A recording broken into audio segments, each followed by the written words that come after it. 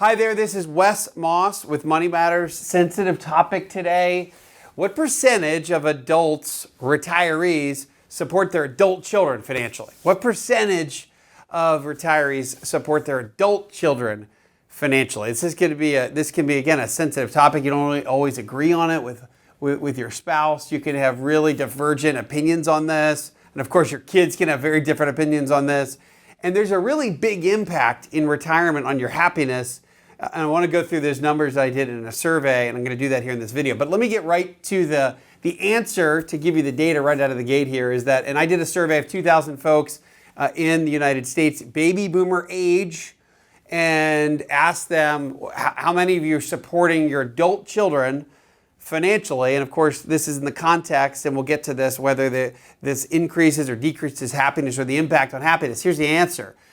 Over 40, so it was just over 40% of my respondents, 40% of retirees, call it 40% of baby boomers, are supporting their adult children financially, at least to some extent. Now, when I say supporting adult children, I don't mean trips to Disney World, I don't mean Christmas gifts, I don't mean money to the grandkids, I mean really supporting, as in like helping to pay the mortgage, helping to pay student loans, helping to pay tuition for their kids, helping to pay for anything that is effectively supporting their adult children's lifestyle. Now, Cardcom also did a similar survey back in 2009. Those numbers were even higher than in my survey. They showed that 75% of parents, now this is for a lower bar here, a younger age, of parents are still supporting their 18-year-old children and higher with cell phone bills, car insurance, things like that. I think that makes more sense because in the world we live in, an 18-year-old is actually still a pretty long way from a grown-up. And they may not even be a grown-up in America until 25. But what I wanted to get to is, as you going into retirement, you're 60, 65, 70, and your kids are 40 or 45, are you still supporting them? What's the impact? So my survey is different than what creditcard.com did. There was, again, we all know the kind of the most famous example of this would be the two most famous royals on the planet, Harry and Meghan, the Duke and the Duchess of Sussex, effectively are off the royal payroll. Now, they actually made that choice to get off the royal payroll, so they're no longer going to be supported by their family, in the royal family, and they're no longer going to be supported by their royal income that comes from the taxpayers to go out and make a professional wage on their own. They said that we feel like we have the right to go make our own money. Wouldn't that be nice that your children were eager to get off the payroll? Most families I know in America, particularly retirees, it's not necessarily the case. And we know that from my data, 40% are still paying something relatively significant to the kids. Let's go over those numbers and talk about the impact of different monthly numbers. So I covered two things in this survey. One, how much money are retirees giving to their kids per month? And then what is the impact on their happiness level? Of course, my surveys are typically looking at quantifying the happiest two quintiles and the least two happy quintiles in retirement, and then trying to map their financial habits. And we want to learn what to do from the happy retirees, and we want to learn what not to do from the unhappy group. Here's the data on the spending or the support for adult children. The happy group spends on average a little less than $500 per month supporting their adult children. So it's still not an insignificant number.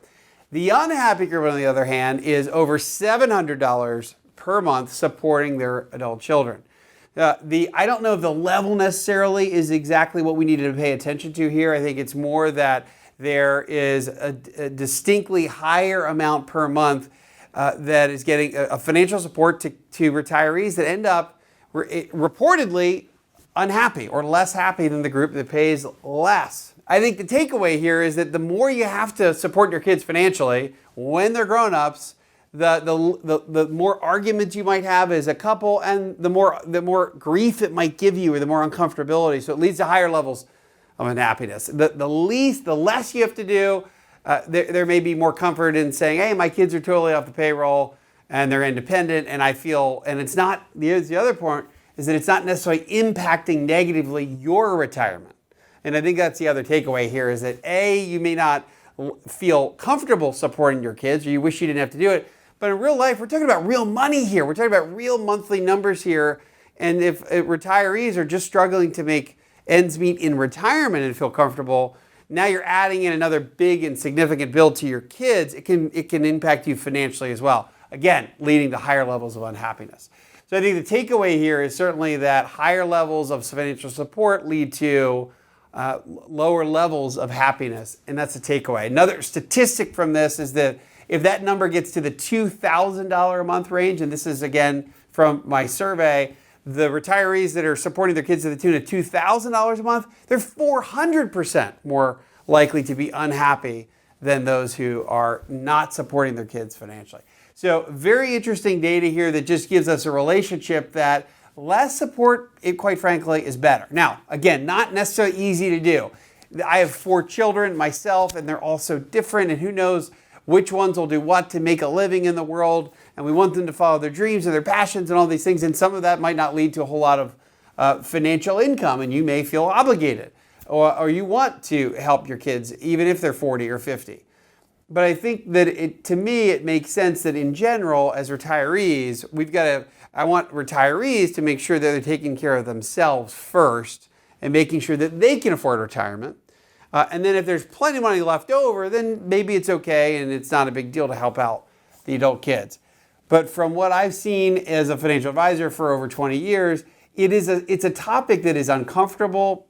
Spouses typically disagree about it. And I typically do see less is better. And that's the takeaway here. I wish I had a perfect answer to tell you how to get to less beyond just saying, hey, I'm cutting you off. It's typically more of a process, and it's a conversation about, hey, we'd love to help, but we can't do this part anymore. And you can essentially or slowly maybe help your kids wean themselves off of your payroll.